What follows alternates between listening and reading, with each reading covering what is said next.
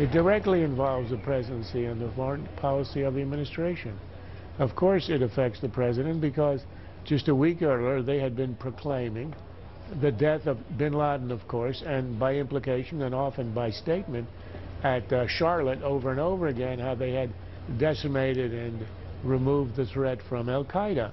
And this is a direct, it was a direct takedown of that claim. And so it answers the question, all this stuff that's coming out now, about the lack of security for the embassy, the ignoring the threats, about the growth of AQIM, that's Al-Qaeda in northern Africa, that we had heard, the fact that there were 12 attacks on the embassy in the previous months, including one on April 6th in which two former security guards who had worked on our side of the fence tossed homemade IEDs into the compound.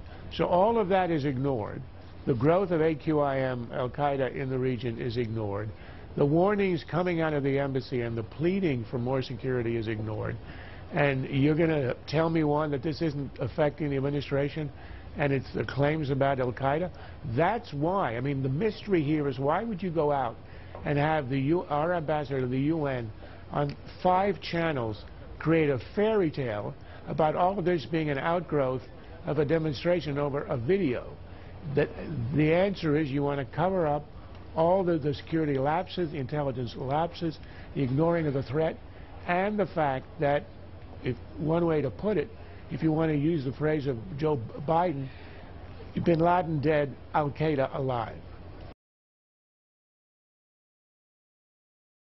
Well, there are a lot of battleground states who see employees that would lose their jobs. Charles, very quickly, you had Senators McCain, Ayotte, Graham, a letter to the OMB saying President Obama put his own re-election ahead of the interests of working Americans. The Obama administration is cynically trying to skirt the WARN Act to keep the American people in the dark about this looming national security and fiscal crisis. Well said, and of course they're right.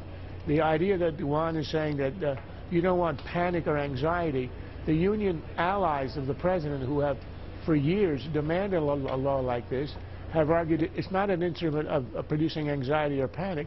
It's a way to fairly prepare an employee for a layoff so that he can then prepare for another job or make other arrangements. So it obviously undercuts that. It is absolutely lawless, and it's something I would not be surprised that this administration that specializes in lawlessness would do.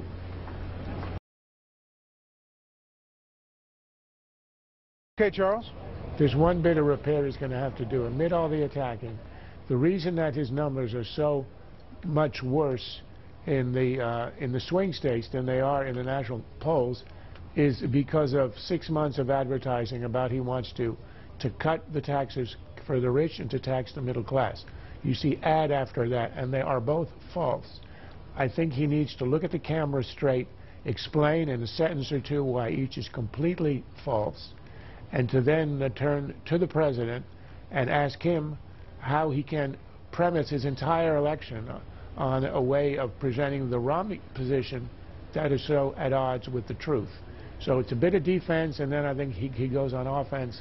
But that, I think, is something he has to do, because those images of him as cutting the taxes of the rich and putting the burden on the middle class is killing him.